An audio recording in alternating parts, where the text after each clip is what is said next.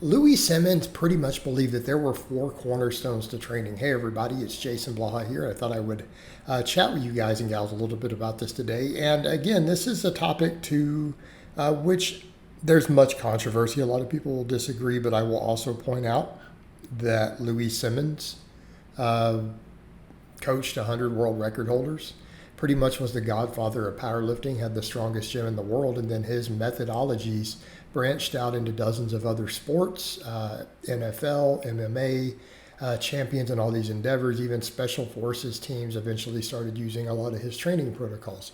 So again, in world-class sprinters, all sorts of stuff. So his ideas extended way beyond powerlifting, and they were way less specific than powerlifting, right? Because there are literally powerlifting coaches and weightlifting coaches out there who they almost entirely ascribe to only one of four of Louie's cornerstones. And what Louie believed is that these cornerstones fed into each other, and that if you wanted a truly athletic, powerful, strong athlete, which again, that's what he wanted his powerlifters to be, right? He wanted them to be able to jump, sprint, do all this stuff, right? He wanted them to be able to do all these things. He wanted them conditioned. That in order to really do that, you needed all these performance elements. And if you took any one of these cornerstones out, or any one of these like legs of the table would fall. Okay, and you wouldn't last a long game. So what were those cornerstones? They were pretty much, for him, it was max effort work, dynamic effort work, repetition effort, and general physical preparedness, or GPP. So to understand what that means, they trained all of these concurrently. There was no periodization. They were all trained in the same week. And even though max effort and dynamic effort were trained on different days usually, all the other elements would still be trained on the same days. Right? The other two would still be incorporated into those days. And sometimes the GBP would be done every day, even outside of normal training. So the idea with what Louie promoted was max effort. That was the most important one. That was like almost like the tip of the pyramid, but he also said that you should do it the least. So that was really interesting, even though they did it every week, usually twice a week. For him, max effort means max effort, 1 rep max lifts, right? Lifts taken to a max. And that max didn't have to be full psyched up contest max. It could be a gym max, a training max.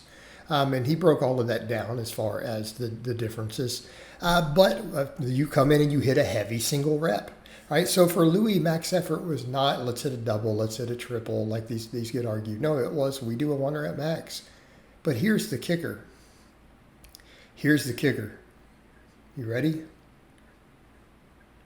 He didn't believe in doing the same lifts over and over. Okay, he believed that you needed to rotate them every week. You needed to rotate them every week, and that was a fascinating thing. That's almost its own little backstory. It's its own backstory. So I feel like maybe I'll do a separate video on that. I'll probably do a separate one coming up here later. All right. And so maybe that could be the next video in the rotation. All right. So number one, and he believed you needed that. In order to lift maximum weights, you had to lift maximum weights. If you wanted the most possible force production one time, strength is displayed as a 1 rep max. And all strength coaches agree with this. Like even, you'll see even Ripto in them when they talk about starting strength, they'll tell you, look, strength means the production of force against an external object.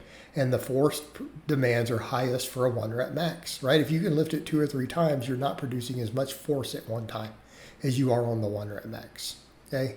And Louie Simmons believed that you can only exert maximum force for something like 3 to 3.5 seconds. You were not capable of doing it longer than that.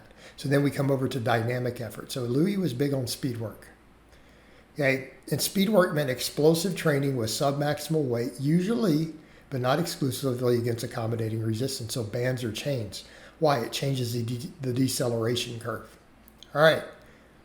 Now, a lot of times people were like, I don't understand. So he would do lots of first sets. So it would be like 8 or 10 doubles or triples, right? And here's how he would time a lot of it. He wanted it to match the 1 rep max strength. So in other words, so let's say you're doing speed work here. So I mean, almost what you see me doing here is heavy versions of speed work right there against chains. Okay, here's the idea. You ready? Since you can't exert maximum force more than about 3 to 3.5 seconds, your total speed work should match that. Ooh, so he got into timing reps. He got into timing reps on that to where, say, your speed bench there, right? So if you was to go to 3.5 seconds, so you should be doing triples and they should last just over a second on the concentric rep, because that's the fastest that you can produce that force. Like, you can't sustain it longer. He's like, the force will fade after that. And so you should lift it as explosively and violently as possible. Hate the weight up. Right? That was a lot of his principles. He wanted you to hate the weight up. Okay. Again, a big part of the idea. All right. Now we're getting somewhere. So, why the bands and chains?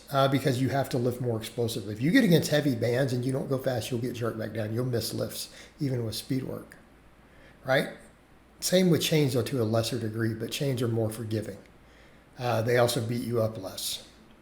So the idea, you're exploding against it, and you have to accelerate harder for longer to keep the weight moving quickly against the accommodating resistance. Okay, so we had that. Next up was repetition effort, or as he just described, look, it's bodybuilding work. You come in and you just get big. You take all the muscles that you need to get stronger, right? Whatever especially your weakest links on a lift, and you just hypertrophy the hell out of them. Reps. Sets of 8, sets of 10, sets of 12, sometimes sets of 30, sometimes sets of 50. He believed in all that stuff.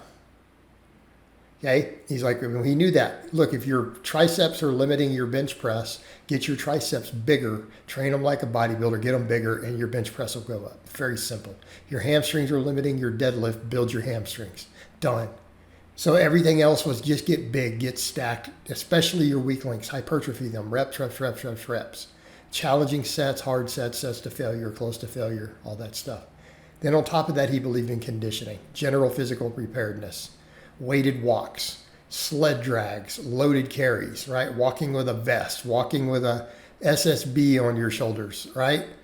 And then all sorts of other stuff, plyometrics, jumps, doing high rep reverse hypers, band work, all sorts of other stuff throughout the week just to keep work capacity up. Again, he was big on these things. He was a massive proponent of this stuff. He believed that if you were in shape, you could do more work during your workouts. You could take shorter breaks, and the GPP allowed you to do the speed work effectively.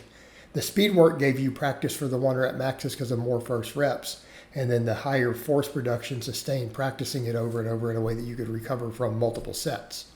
Okay, you get big so that you can produce more total force. You have more muscle fibers.